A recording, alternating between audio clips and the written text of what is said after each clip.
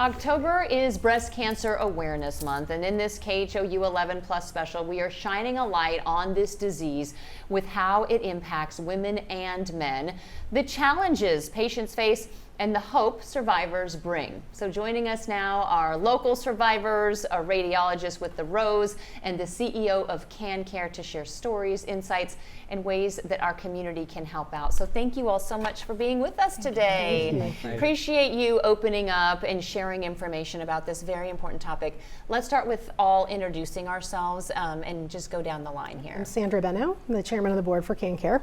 And also a breast cancer survivor of 8 years. Thank you for being here. Sure. Darcy Wells, President and CEO of CanCare. My name is Dr. Sarfraz Sadruddin. I go by Dr. Raz. I'm the chief radiologist at the Rose. Okay. And my name is Dorcas Benson, and I'm a survivor. My name is Charlie Morris. I'm a male breast cancer survivor of 5 years now.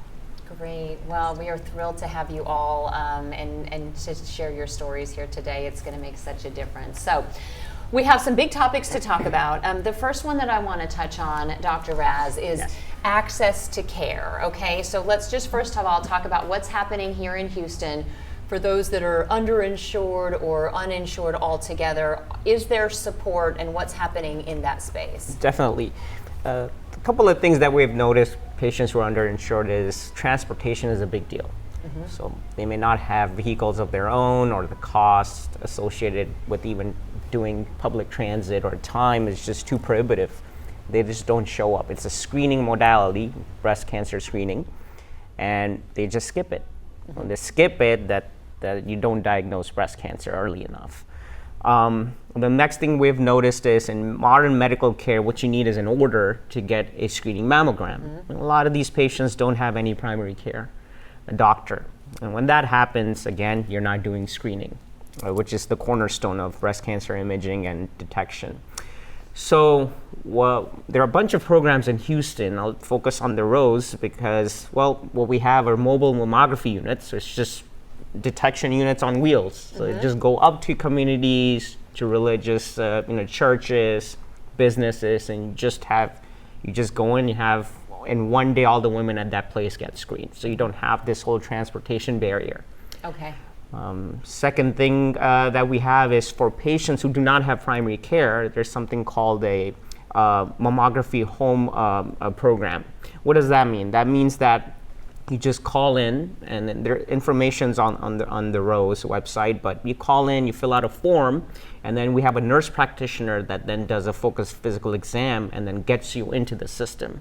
Okay. And you get the order and you get the screening mammogram, but it doesn't stop there.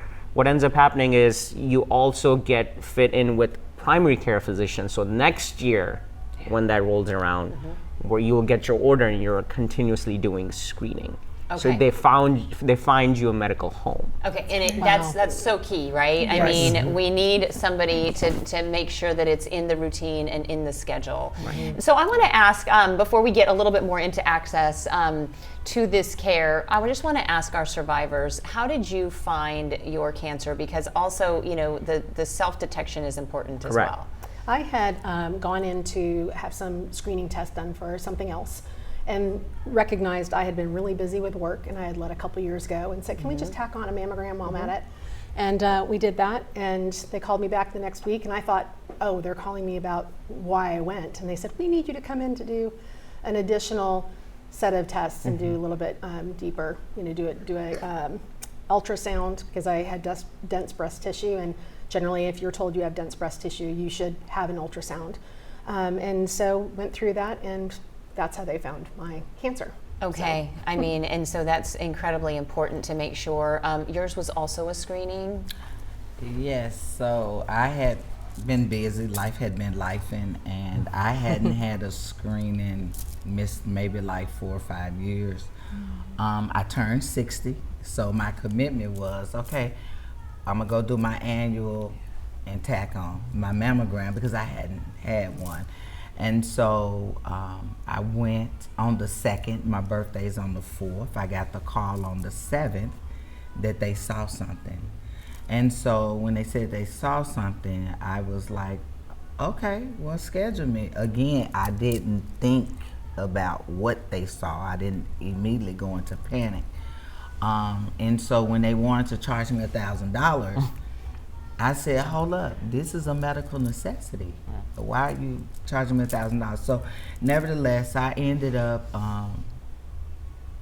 driving down Fuquay. I'm new to Houston. I don't know anybody. I hadn't been living here 11 months. So I see the Rose's van go down the street, and I bust a U-turn and follow it.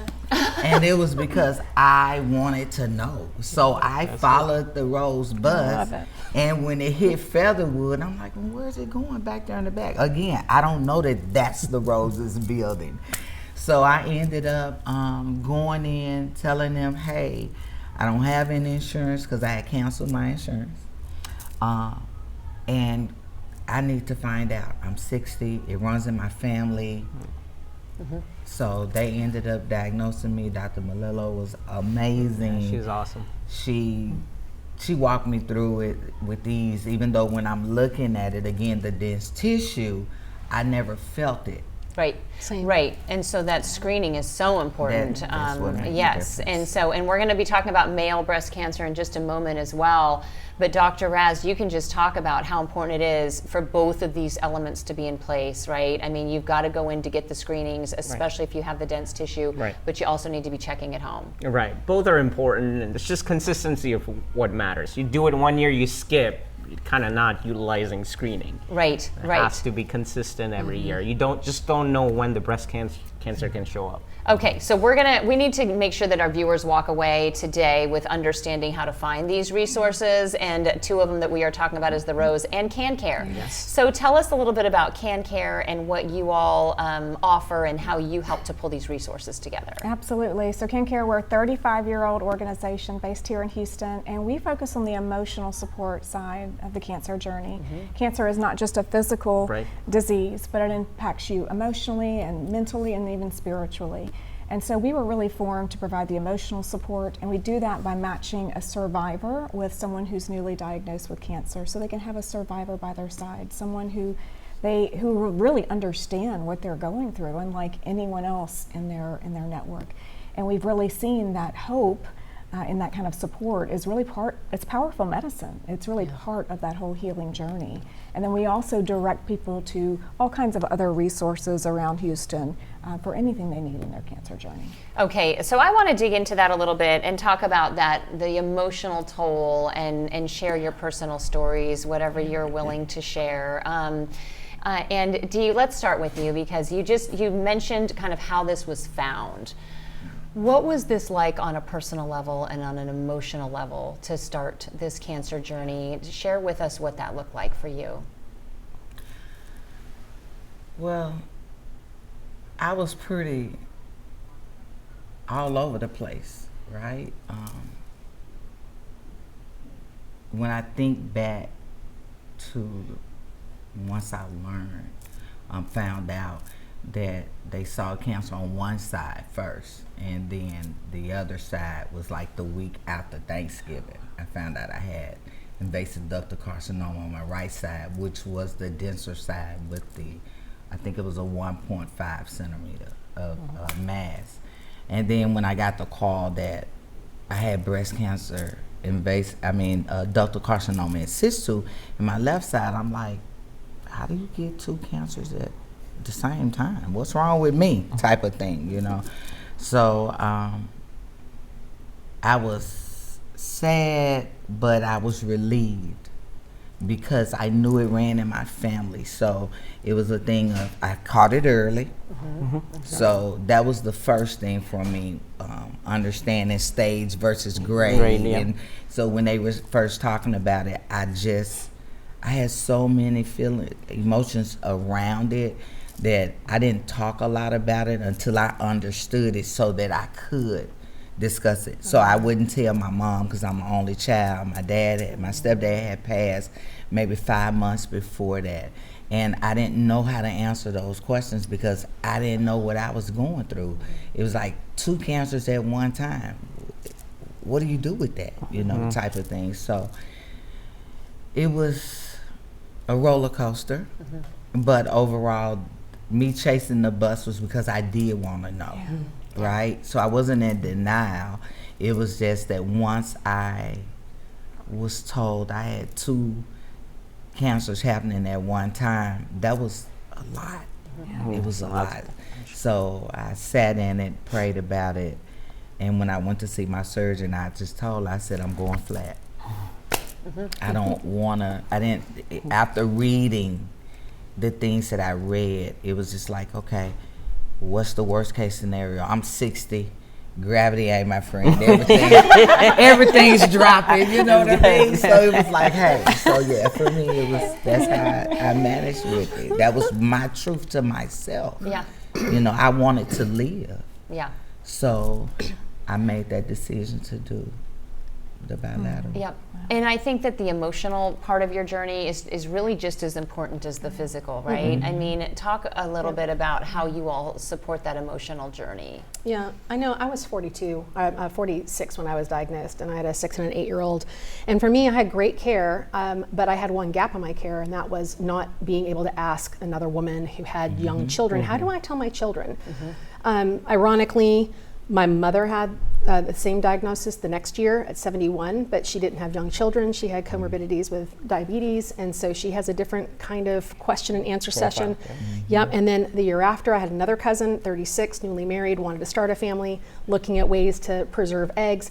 It's all breast cancer, but we all have unique stories when it comes to breast cancer. They're all unique, and being able to connect with CanCare when I learned about CanCare, which was after my journey.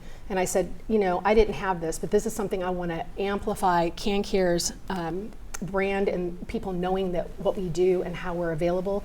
We can match people within 48 hours to somebody who has the same profile as you, in the same stage of life, has the same concerns, whether or not you want a lifelong person to be able to walk by your side, or you want to talk with a handful of people and get different perspectives on how they did their journey.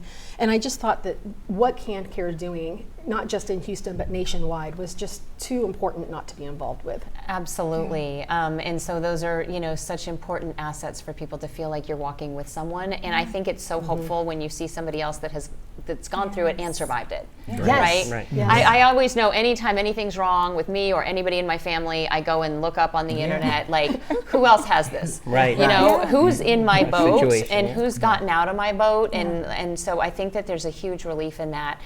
Charlie, I want to talk about your journey a little bit, because the emotional toll has to still be there, but in a different sense. Talk to us about your finding. How did you find your cancer, and walk us through your journey a little bit?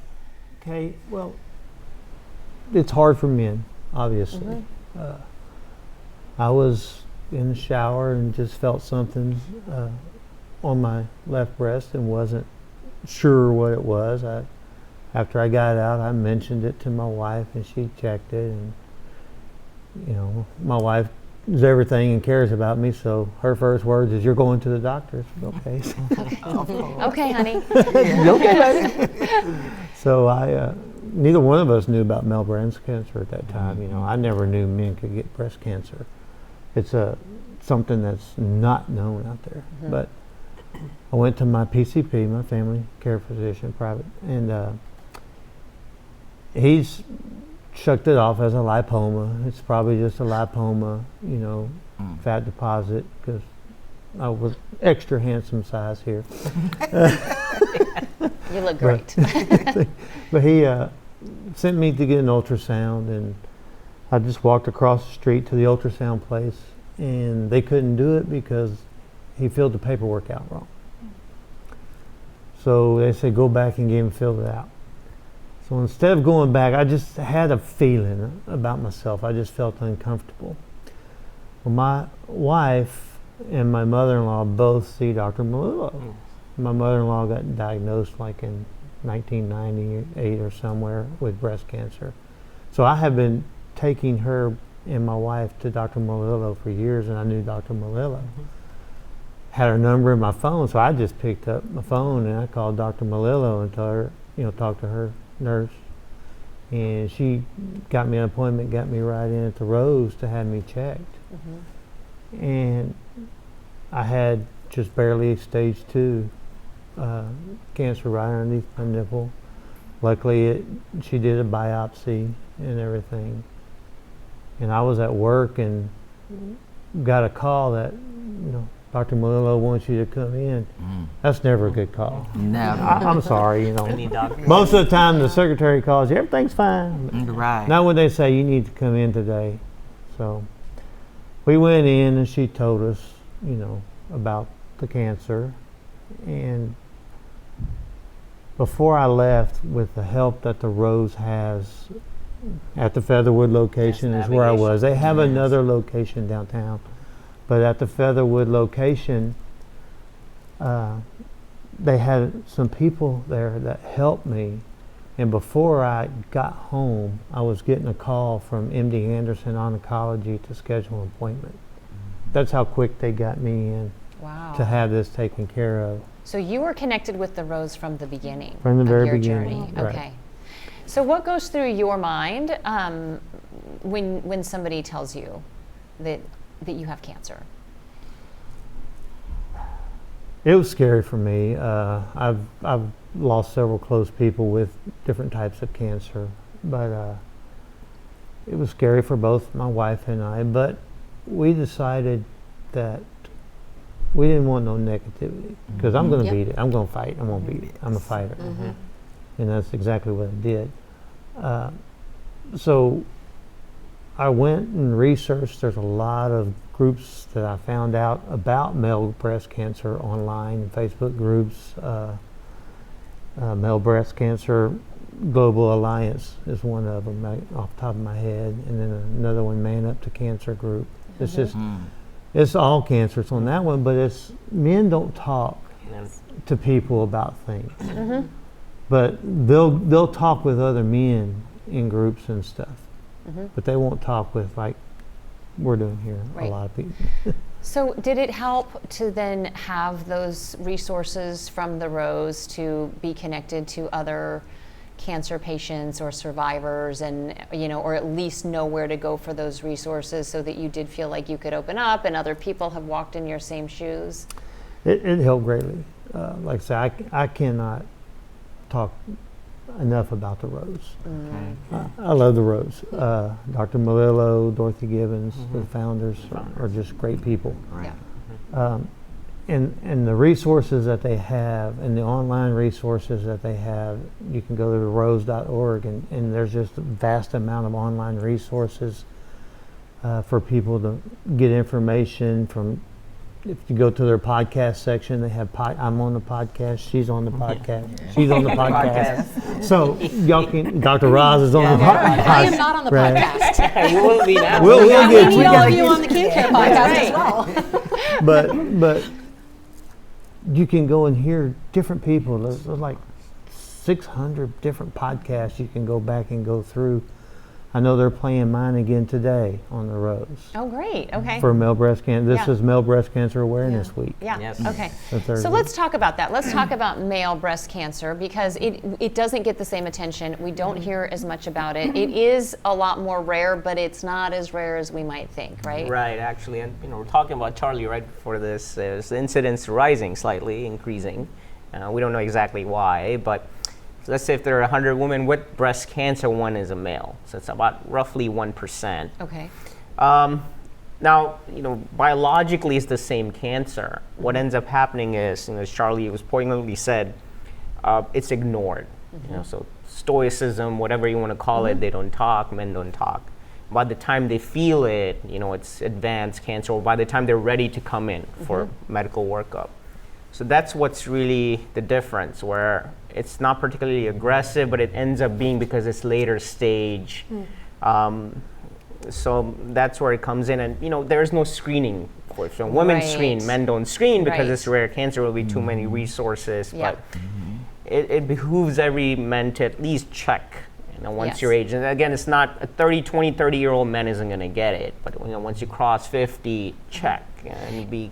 And then especially if you have a family history, right? Because there's Correct. a strong genetic component Right. to male breast cancer. So if your mom had it, or your grandmother, or your aunt, this is definitely something you need to pay attention to. That is correct. Any lump, any changes, physical changes, nipple inversion, nipple changes, hard mass, come in. Okay, so I want to talk to and I know we were talking before the show that you were diagnosed on Hurricane Harvey. right? Yes. I mean, as it was making landfall. At 5 p.m., I'm watching the sky change colors. I mean, From MD Anderson. Wow. and Yeah. your whole world is changing, Yeah. right, by the minute. What was your journey like in those very difficult first days, hours? I'd had a pre-screen, and in the pre-screen, I had been told I had stage 0 DCIS, when the cancer is still within the Ducts. tubes. And then I went for my biopsy. The biopsy was on Hurricane Harvey date. And as they did the biopsy, they came back and said, well, we also found a stage 2 tumor. And so I think that maybe that was God's way of helping prepare me slowly to have the shock of the initial screening diagnosis and then to have the biopsy diagnosis. I went home. I'm trying to find out. Someone gave me great advice. Find out everything you can about your tumor, your cancer type. That was good advice for me because I like to research things and really have a lot of background knowledge. Not good advice for everyone. Everybody does their own cancer journey their way. And some people like to have a lot of information. I thought that was really interesting that Dee said that because my mother had said that. She said, I really don't want to talk about it with anyone until I know what the answers are. And I was like, oh, Mom. The answers just kind of come as the cancer journey goes, but that's okay. That works for you. I will support you. But one of the things that I thought was really interesting was I learned through the process of how quickly they get that detail back to you, how quickly they can tell you this is what feeds your cancer, this is what kind of structure your cancer has, and there's all this nuance to the way that the cancer is growing, I guess, or Okay. and so. For me, I was told that takes about 3 days, but Hurricane Harvey, that took 14 days. So during the time that I was, processing, and that's the hard part, that initial processing, you go from shock to grief to wait, what? The whole gamut of emotions. And as I was processing, I realized, okay, I have a change management background. I'm going to go ahead and walk myself through these steps. What information am I missing? I need information. I need communication. These weren't happening because Hurricane Harvey wasn't happening. Right. Okay, well, I'll put that in context and I'll be patient and I'll just wait. But control was the biggest one that kind of jumped to mind was this is something that's happening to me. I didn't pick this. This is something like we didn't have any control or say in what was happening to us. So I always try to put control back into the hands of someone who is feeling like they don't have a say or anything in what's happening to them. How can you advocate for yourself? How can you make choices about how you eat? How can you make choices about when you exercise? Spending time with loved ones, making sure that you're involved in church or a community, some sort of network of support. These are things that you can own, and these are things that make a huge difference because you're helping move yourself from point A to point B when you're able to take action on things that you can control. Oh, So yeah, I great recommend that. point. Yep. And as you talk about CanCare resources and helping people kind of hold hands with somebody else that has gone through that, you've seen so many of these stories. What do you think, for anybody that's watching at home, what's a way that we can all support somebody that is going through cancer? I think that, and that's a question I'll have for all of you, but because you see people being paired with others and offering that support, and sometimes it's just a text or a phone call to let them know that they have a support system, right? Absolutely, and you can have a great support system. You can have family and friends who love and surround you, but you can still feel incredibly lonely and fearful Yes. because they can't quite understand what you're going through. I mean, Sandra just listed out a number of emotions she went through in a rapid period of time. Being able to connect with someone who's been through that emotional journey and the ups and downs and who truly understands what you're going through is an essential component, I think, of healing. Because you can be surrounded by friends and family, but unless you have that person who's walked in those shoes, you're really missing something. And so that's where organizations like CanCare come in to really connect you with someone who's been there. It's just a piece of the cancer puzzle that is critical for that healing journey. Yep. And would you all say the same, just in terms of what helped you the most emotionally through those times was just, having that support group? Yeah, I know for me, I found out I got diagnosed in November. I saw the surgeon in December knowing that I was going to have, I got scheduled in December for January the 8th. I made a few calls because, again, I don't have siblings, so I'm an only child. Yeah. And so I called a few of my friends, and it was like I didn't really have the time after I had the mastectomy to sit in any emotions, because I had the surgery on the 8th. My goddaughter flew in from Seattle. She stayed a week. I'm gonna be the one to go with you, type of thing. So she stayed a week. When she left that Saturday, my play sister came from California. She stayed a week. After then my mother and my daughter did a pop-up. So for the whole month of January and the first week of February, I wasn't alone, right? Physically. Right. But Yeah. when I was starting to feel the pains and I'm Big wearing the surgery. drain tubes and looking at myself in the mirror, it was, again, all these different thoughts and feelings, but it's my reality, is what I had to keep telling myself, right? And take control of the fact that this is from now on, this is what I'm gonna look like. But when having that support, I was overwhelmed at one time, because it was like, everybody's So here. much. And it was just like so much, but it felt so good, because Yes. again, I'm new in Houston. Yeah. I hadn't been here 11 months. Yeah. And if it wasn't for Dr. Malillo giving me the list Yeah. Yeah. and telling me, because I told her when she told me I had cancer, I looked at her, I said, I don't know what to do. Yeah. I don't know nobody here. And she said, I'm going to And help she you. says, Yeah, I'm Yeah. she'll help you. Yeah. She always She says held that. Yeah. my hand. Yeah. Yeah. And I still carry the cross that she gave me with the verse. And she made it so easy for me to embrace it. But at night, Yeah. when I'm You're by alone. myself, Yeah. you know, I'm like praying and asking Yes. God, how do I? What do I? Yeah. It's a lot of thoughts. It's like, how did I get here? Yeah. This is what you get when you turn 60. You know?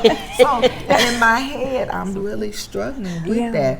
But I'm also knowing that it's important for me to have support outside, external people I can connect with, because I had nobody that I could call that I knew that had a Yes. mastectomy. Yeah. I had Yeah. nobody that I could call Same.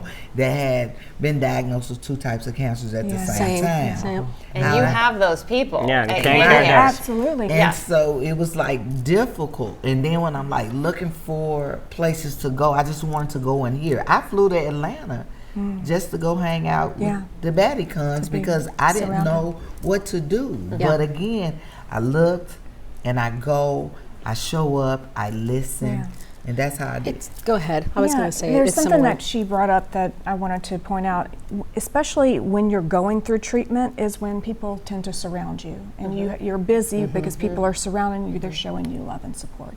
When the emotion often, what we see, Yeah. hits, is when you're past treatment and those folks start to go back to their normal Right. lives, Right, right. and then the emotions really start to hit you. Yeah. I don't know if you would Yeah, find it's- that that's the same. So it's interesting because since I was diagnosed in my 40s, but I had young children because I had a family later in life, I had the same thing. I didn't know anyone, even in my friendship group, and I've lived in Houston a long time, since I was 10. Nobody had gone through what I went through. So same sort of thing, like, we're going to become fast friends, I know. Because of what Darcy's talking about is, even though in the moment you have certain needs and you're looking for someone to relate to understand, and just, connect with what you're going through and say, it's going to be okay. This is a season of life. But now we're in a different season of life. We're survivors in a season of life that's past a normal Right. standard, like what people think is in treatment or active treatment. But even now, there are conversations that I had at the Can Care Charity Golf Tournament on Monday, and I had it with a woman, and she and I both have had double mastectomies, and we talked about some of the things that 8 years and 4 years out that we're still dealing with. And Right. there are topics that, if you're a survivor, like, I could probably go very personal and very deep with you guys very quick, because we've all been there. But I probably would go ahead and maybe temper that back a little bit for Darcy and Dr. Baz, Yeah. Yeah. because of just the nature of knowing, like, just understanding, because you've been there. Yep, absolutely. Okay, well, this has just been such a great, enlightening conversation, and I just want to wrap with a quick thought from each of you. For any advice that you have for somebody out there that's going through cancer, or perhaps your advice is about screening and prevention because this is Awareness Month, just give us a quick word on what you would say to somebody going through this, since you've been through Yeah, this. I would say have a lot of hope. There are a number of resources that you can reach out to. There are a number of people who are willing to connect with you and support you. So have hope, be proactive. That's a really important one. Advocate for yourself and be proactive, because you're going to be your best advocate. Absolutely. Yeah, right. well said. I would say you are not alone. And there are organizations like CanCare out there who can match you with someone who's been through the exact same thing that you're going through and can walk with you through that journey. Yep. And that's critically important. So anyone facing cancer, or if you're a survivor wanting to provide support to someone or support our mission, cancare.org. We are partners with the Rose. Rose refers. We're partners with many healthcare providers. We provide the emotional support component. We're part of the cancer care team for healthcare providers. Great. Awareness Month, Awareness Week, Awareness Interview, Awareness Talk, but it's time to take action. If you're 40, call, pick up the phone, get your screening. If you know anybody in the family, talk to them, tell them that you're thinking of them, and then if they haven't done screening, do it on their behalf. So just do that. And then if you need any information, therose.org, it's all the information there. Perfect. And I would say that don't be afraid. You have to really go and get the screening. Is really important. Me having the dense tissue, not understanding, so I found out that the hands won't always find it. So it's really important that you do go and do your screening, and don't be afraid of it, because the sooner you can find out. Like, I didn't do chemo, I didn't do radiation, but I had the mastectomy. So some people feel like, oh, I got the cancer, I got to go through. You don't know, but the sooner you find out, the better, and it's simpler, and it saves your life. You give it a second chance at life. Absolutely. Yeah. Yeah, and with that, I think the most important thing to me was positivity. Yes. You got to stay positive. My wife was my biggest supporter. I can't thank her enough. And my family, I have grandchildren. My daughter had shirts made that said, "My peepaw's that 1% for my grandchildren." Love it. So it's just the support. We made sure that it wasn't, "Oh, I'm sorry." No, I don't want to hear, "Oh, I'm sorry." Right. Yes. No. Yeah. You know, and it's like, "Oh, why did I get?" It's not why did I get cancer? Why not me? What makes me different than you? Right. Yeah. You know, we all have that chance of getting cancer, Absolutely. but you need the positivity behind it. And like you said, the Rose helped her a lot. The Rose helped me a lot. There's just a lot to talk to about that. And one thing I want to point out about the Rose is you don't have insurance. I have insurance. For every 2 to 3 people with insurance that go to the Rose, it pays for Yes. somebody that doesn't have Yes, insurance that's to right. be screened. Yeah. So that's really important. If you have Beautiful. insurance Yeah. and you That's want to right, get teamwork. screened, go to the Rose. We all got to do it together. Exactly. Thank you all for joining us. What an incredible conversation. And I Thank just you for appreciate having you opening up and being so brave, offering so much hope and so much inspiration for all of us during this Breast Cancer Awareness Month.